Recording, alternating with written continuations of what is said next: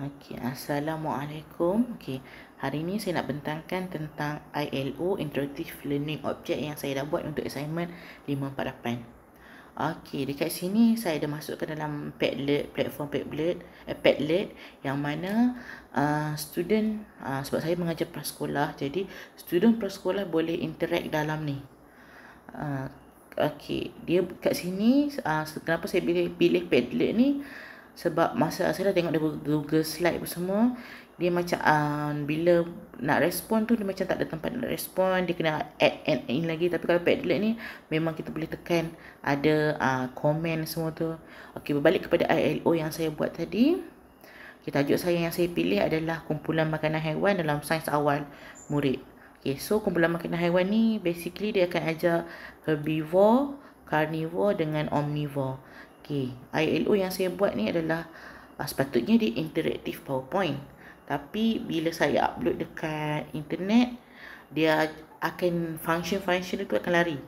Jadi memang dia akan problem. Jadi saya decide untuk ubah jadi video dan saya ada ambil satu lagi apps untuk gaming. Sebab saya macam gabungkan interaktif PowerPoint dengan gaming dalam tu. Saya buat game dalam interaktif PowerPoint tu. Tapi bila saya upload, dia akan lari dia punya format yang mana gaming tu pun tak betul. Sebab bila kita upload, kita kena upload dalam OneDrive dan dia akan buka dekat PowerPoint, Microsoft PowerPoint Online. Microsoft PowerPoint Online tu tak sama.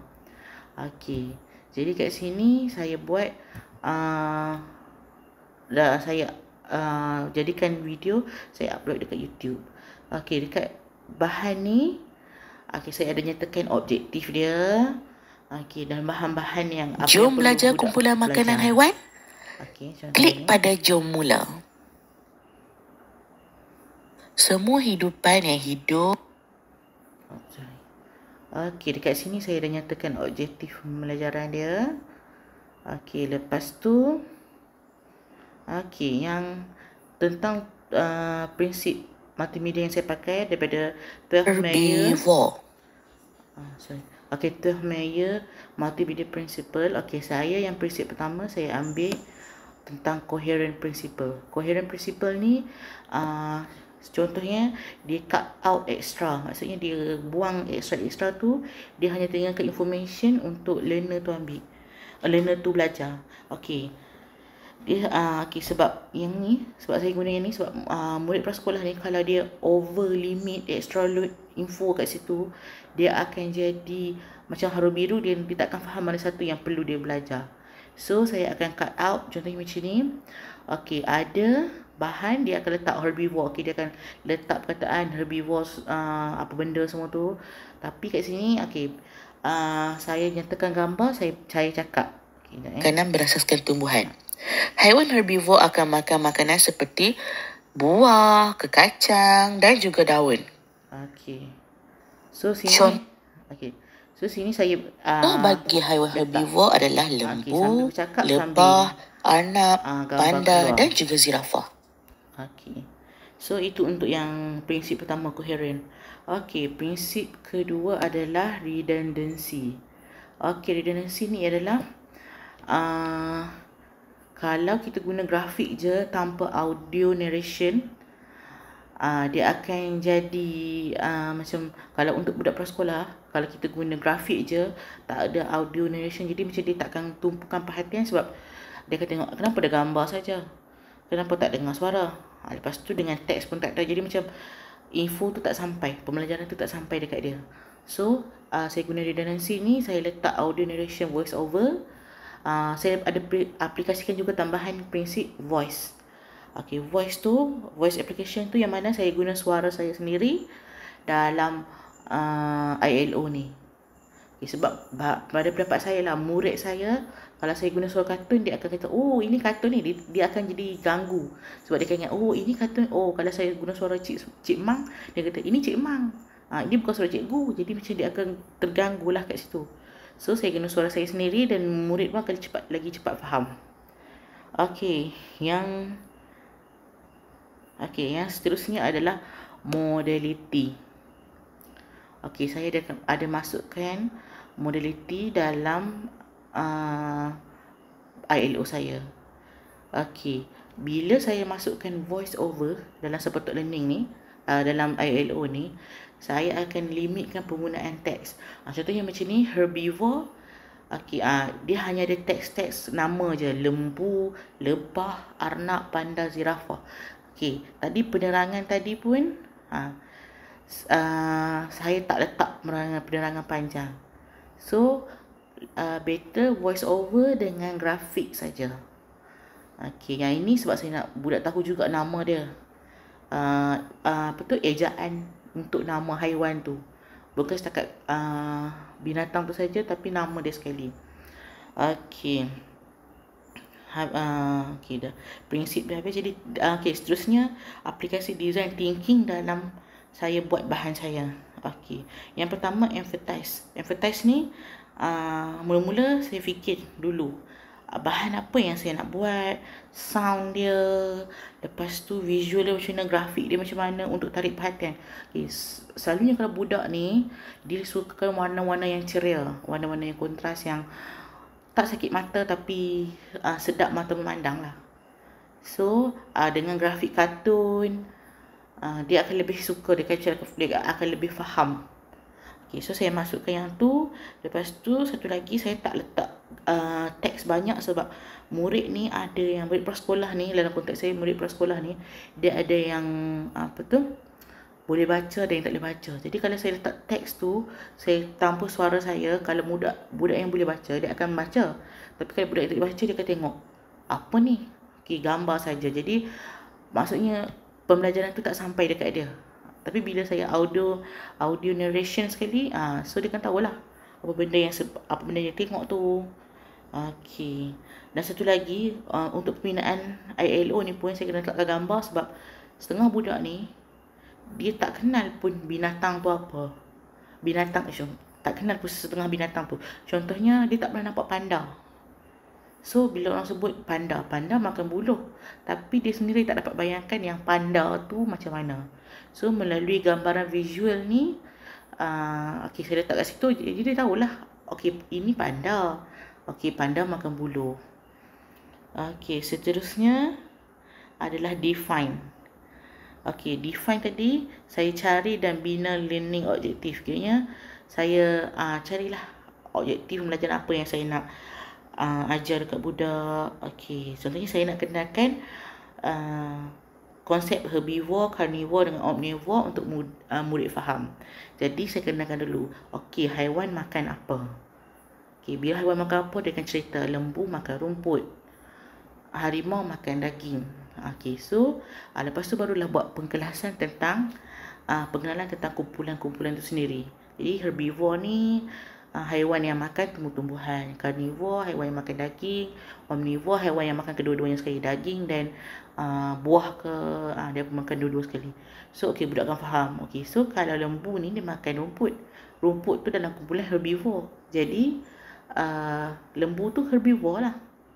Okey, seterusnya ideate. Okey, ideate ni cara nak generate creative ideas. Okey, sebelum saya fikir macam mana saya nak buat ILO saya. So saya kena masukkan sebab dalam konteks kanak-kanak ni saya kena masukkan elemen interaktif untuk bagi fun learning lah, fun learning, dan murid tu ingat apa yang belajar. Sebab murid ni dia akan suka fun learning. Bila fun learning, dia enjoy learning tu, dan objektif tu akan sampai dekat dia. Okay, so saya fikir waktu ni elemen interaktif apa yang saya nak buat. Sebab saya memang saya memang tahu macam mana nak buat PowerPoint interaktif. So saya buat PowerPoint interaktif. Okey, lepas tu saya masukkan ada juga games. Okey, lepas tu quiz, interaktif quiz kat sini. Okey, lepas tu saya buatlah prototype. Pada mulanya saya buat prototype PowerPoint, interaktif PowerPoint. Okey, lepas tu bila upload, function dia lari. Contohnya bila kita klik tu, suara lain yang dengar, sedangkan saya preset benda lain. Sebab saya preset untuk PPSX. Lepas tu bila masuk dalam online, dia akan lari. Saya dah dapat satu untuk iSpring Learner tu, tapi yang itu dia kena coding dia agak leceh lah. So saya decide untuk buat macam lain. Okay.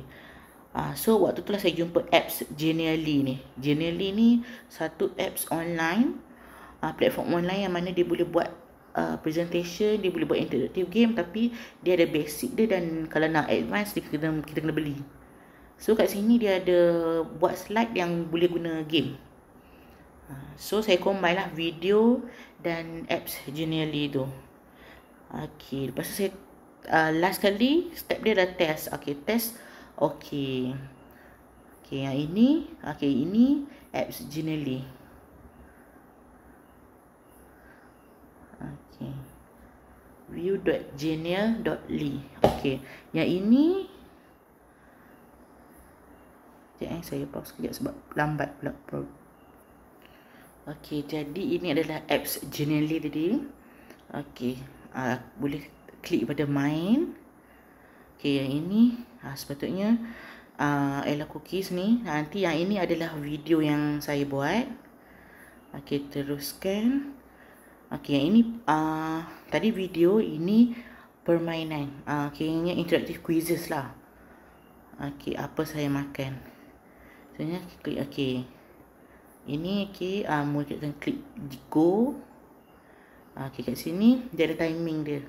Timer dia, okay. Jadi omnivore, okay, murid tadi dah faham konsep dah apa herbivore, carnivore dengan omnivore. Jadi dia kata kat sini, okay, apa? Yang ini omnivore, dia makan rumput dengan makan ikan. So haiwan apa kat sini yang makan rumput dengan makan ikan? Okay, so dia kena tengok, buaya tak? Buaya makan rumput ke? Tak. Ladybug makan tak? Tak. Okay, jadi ini dia ada timing dia. So saya jawab. Okay, betul. Jawab itik. Okay, lepas tu sini pula. Okay, herbivore. Herbivore makan carrot. Jadi apa? Kalau dia jawab kucing, salah. Okay, so kena tekan pangkah, dia jawab lain. Okay, jawab anak. Okay, betul. Lepas tu yang omnivore ni apa? Okay, contohnya dia jawab. Okay, kat sini okay, dia ada kucing juga, tapi kucing dia tak makan semut, dia tak makan pisang kucing. So kat sini okay, dia tengok apa lagi yang ada. Okay, monyet. Okay, sini carnivore. Carnivore pula okay, apa? Anjing makan kuda belang ke? Tak. So singa. Okay, herbivore ni pula okay, yang makan buah adalah gajah. Okay, ini carnivore. Okay, so apa yang makan dia? Okay, burung hantu. Okay, so sini ada ada timer dia, yang mana dia jawab betul ke tak. Okay, kalau tak, dia kena jawab yang betul. Okay, ini bahagian ni. Okay, seterusnya okay, untuk feedback dengan assessment. Okay, feedback, kalau tadi soalan tadi okay, budak boleh tahu lah tadi yang mana yang betul, yang mana salah. Tapi kalau untuk assessment, untuk saya tahu apa yang budak tu boleh kuasai ke tak, dalam tadi Genially tu pun tak boleh. So saya upload dalam Padlet ni, saya tambah satu lagi Jamboard. Okay, Jamboard ni okay, saya dah masukkan. Okay, dalam Jamboard ni ada aplikasi yang mana murid boleh buat peta minda kat situ. Okay, sorry. Okay, untuk Google Jamboard ni, kalau dekat laptop, bila kita klik dia akan keluar terus Google Jamboard dekat new tab. Tapi kalau dekat handphone ni, kita kena download dulu. Okay, so bila dah download Jamboard ni, dia akan keluar macam ni. Okay, saya buat peta minda kat sini untuk tahu kefahaman budak. Jadi kat sini saya ada tugaskan nanti kalau buat ni, saya tugaskan kat budak ambil gambar. Okay, jadi dia boleh upload dekat sini. Dia boleh upload dan dia boleh sertakan mana dekat gambar ni. So itu saya boleh tahulah assessment untuk tahu budak tu faham ke tak. Okay, so basically sekarang ni dengan ILO ni saya boleh tahulah akhirnya ILO ni saya dah praktikkan dekat anak saudara saya yang umur 6 tahun tu, dan dia faham tentang konsep ni. Okay, untuk content relevance dengan engagement ni, saya rasa murid prasekolah memang engagement ni, murid prasekolah memang akan mudah.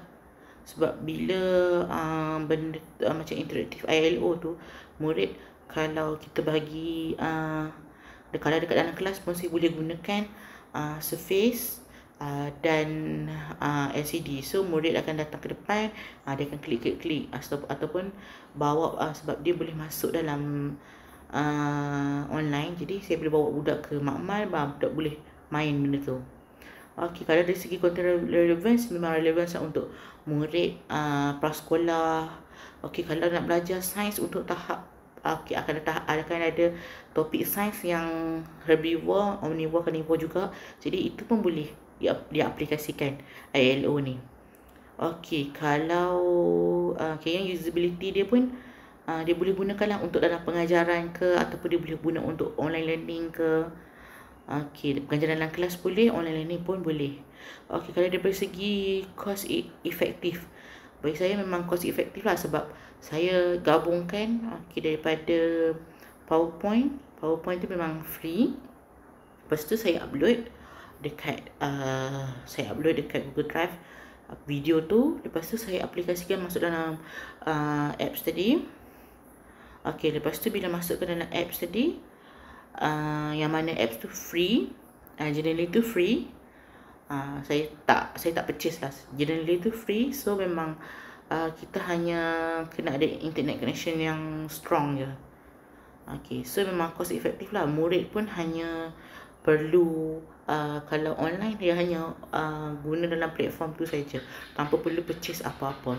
Dan cara ni pun tak perlukan EDU, MOE punya Google Education punya email. Sebab kalau murid prasekolah ni dia tak ada EDU. So kalau dia tak ada kakak atau apa abang, dia agak problem sikit lah kalau yang melibatkan EDU. Okay, so bagi saya itu saja yang boleh saya tunjuk. Okay, kalau daripada segi last one is inovasi. Bagi saya macam interaktif PowerPoint dengan gaming ni, bagi saya macam kurang lah dititik beratkan oleh cikgu-cikgu. Jadi kalau cikgu prasekolah pun, kalau dia buat aplikasi pun, kalau yang memang pakar teknologi, memang tahu teknologi, dia akan buat. Kalau tak tahu tu, memang dia tak akan buat benda tu. Okay, so bagi saya boleh juga jadikan inovasi, sebab kurangnya interaktif PowerPoint dengan interaktif gaming ni dalam kelas lah, dalam bilik darjah. Okay, kalau situasi, saya ambil sebelah akhir ni. Kalau dalam situasi pendidikan yang mana ada yang tak ada line semua tu, sebab saya dah buat PowerPoint interaktif. So kalau tak ada line, saya boleh guna interaktif PowerPoint tu. Kalau ada line, saya ada internet, saya boleh guna Genially ni. So sebab memang ada dua bahan lah. Dua bahan tu saya rangkum jadi satu je. Dalam Genially boleh, kalau kat luar ni, kalau misalnya tak ada internet, Genially ni tak boleh pakai dekat luar, sebab dia online saja. Jadi saya ada backup PowerPoint, yang mana sama je, interaktif PowerPoint tu pun sama je dengan Genially tu. Okey, itu saja. Terima kasih.